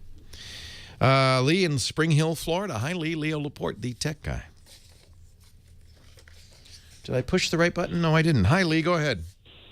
Hey, how you doing today? I was I'm talking to well. a guy, I think, in North Dakota about cell phones. Yeah, he was limited to AT&T and Verizon there, and he was just thinking about making a change. I don't know why more people don't use prepaid plans. They work great. They're cheap, and you get a lot for them. I pay under $40 a month, and I get unlimited talk, text, and I get some data. It's a great deal. Yeah, it's the people who want a lot of data that usually, they're on. They want certain smartphones, and B, they want a lot of data, so they end up doing the on-contract plans. But you're right. Off-contract, for a lot of people, is a much better choice. And you can go to Walmart, a lot of places you can go and get Straight Talk and some of these other packages that are pay-as-you-go, no contract. But generally, they'll have either low speed or limits on the number of how much data you can download, and they'll have limitations on the phones you can use. So that's the issue. And most of our listeners are using their phone as their computer, basically. That's very common these days. Yeah. For those people, well, you pay the price, don't you? Yeah. You pay the price. You pay the price. Good tip. That's right, Lee. We don't mention the prepaids often, and we should. That's often the best way to go. Yeah. There's a lot of them, like you say. There's like H2O, Page Plus, Straight Talk, a whole bunch of them. They're easy to use. So thanks. Hey, I appreciate the tip. You're absolutely right. Jay in Providence, North Carolina. Leo Laporte, the tech guy. Hey, Leo, I'm thinking about finding a website builder to put something together where people could buy and sell used cars and search in rather great detail for the type of car. And I'm wondering what type of language, like web development language, that I should look for the prospective builders to tell me they're going to use. Do you have a website already? No. No host at all? Nothing at all. Yeah, I would. So what you're talking about is a database application because all of the data has to be stored on the server side, and they can search into it, right? Yeah. I would say that you should first look at squarespace.com because they do the hosting and the software. You might also look at, well, so what you're going to, you can roll your own, which means you have to find a host. And then on top of that, it's not a website builder. You're going to be using a content management system that has a database backend. It gets a little complicated. Why don't you try Squarespace? It's free for the first 2 weeks anyway. Leo Laporte, the tech guy. Star Dick DeBartolo, Mad's maddest writer. He's with us right now. Yes, sir, I am. Dick is also our gadget guru. He comes up with the strangest gadgets and joins us every week to talk about. Yes. Well, you know what? We did this on the GizWiz, and since that time, I thought, I'm going to do a little more research. It is the snake light. The first snake light I found out was in 1994. The idea of a bendable, like gooseneck flashlight, basically. Right? Exactly. You bend around. You're working under the sink. You bend it around the pipes. You're working under your desk. Bend it around the leg of the desk. Or the fuses go out. Just bend it around your neck and point it toward the job at hand. Really? That sounds dangerous. I thought they had just given up on it, and then because they just sent me the newest. It's just Amazon has it, but it says out of stock, mainly because it probably has not arrived yet. So it's Snake Light Black & Decker rechargeable. Ooh. So it has lithium ion. You charge it overnight. You get 5 hours of burn time from it. But going through eBay and Amazon, there were dozens of versions of this. The original had I believe 2 C batteries and a flashlight bulb in the end of it. Oh, that makes sense. But now we're LEDs and lithium ion rechargeables. 10 LEDs, lithium rechargeable. You can bend it into any shape. You can sort of bend the base so that it just stands up if you want some light in a tent. It's not horrendously bright. It's 44 lumens.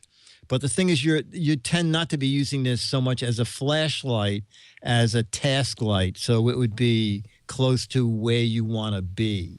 But you and I, Leo, know that for a gadget in any form to almost make it, I guess it will make it to 20 years. It must work. It must do something. Yeah, it must do something. It must do something. On the Black & Decker site, they have a picture of a guy wearing it around his neck. There you go. There you go. And not gagging at all. No. I wonder, nowadays in today's litigious society, they must have in the manual some sort of verbiage that says something like, do not attempt to tighten the snake light around your neck. You know what? It wouldn't surprise me because in the next 2 weeks, I'm going to do something from Black & Decker, a leaf blower, leaf mulcher. Leo, there must be 35 warnings, cautions, danger before you get to plug it in and use it. Right. You know, it's like 35. This is very complicated. Do not attempt. Oh, yes, these are 34 pages of warnings. Yes. Do not attempt to mulch your little sister. Yes, that's right. Yes. Do not attempt to use this on leaves. We recommend you don't use this in the fall. Don't use it at all. In fact, for safety's sake, pack it up and send it back. Yes, I once did a thing for Mad Magazine about, companies that don't want to get sued.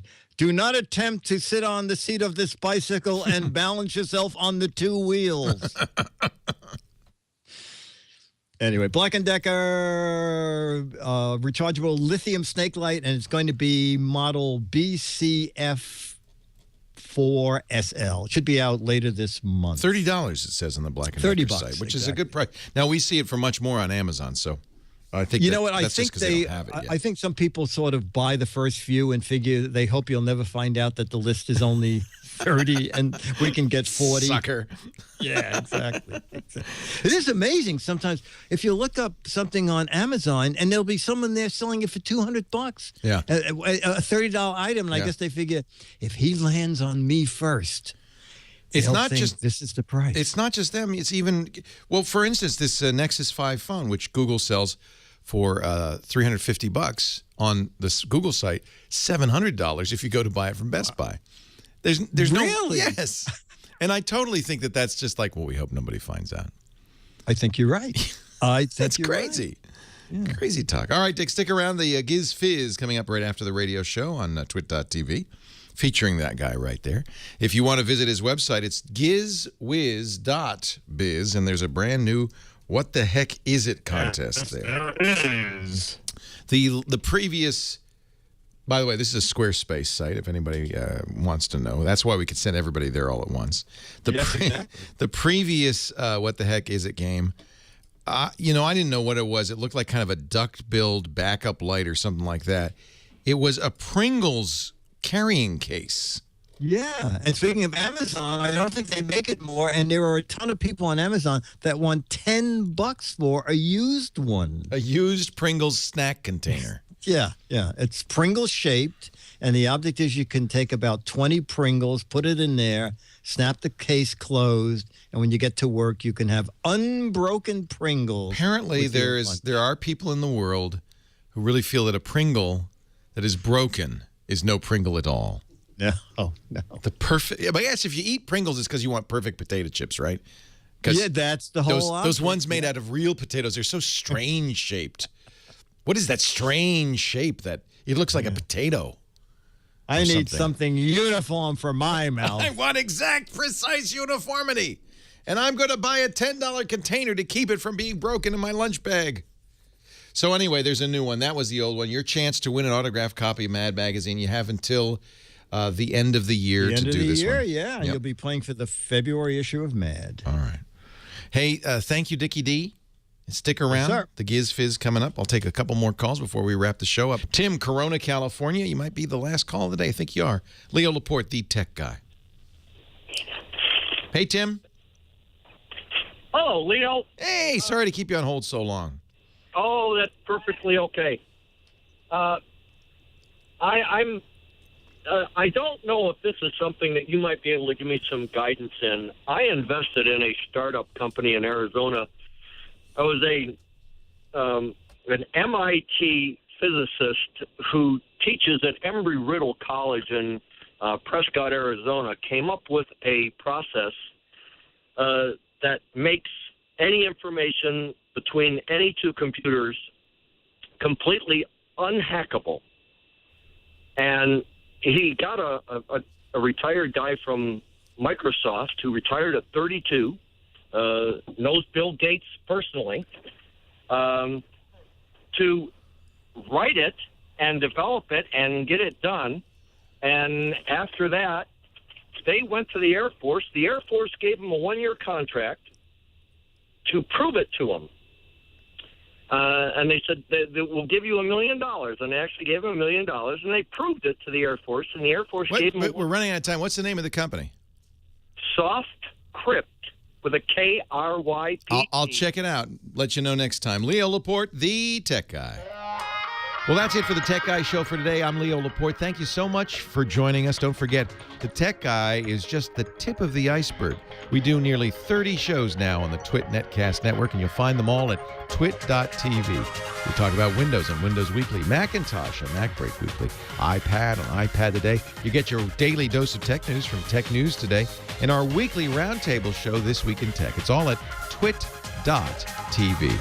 And I'll be back next time with another great Tech Guy podcast. Thanks for joining me. See you next time.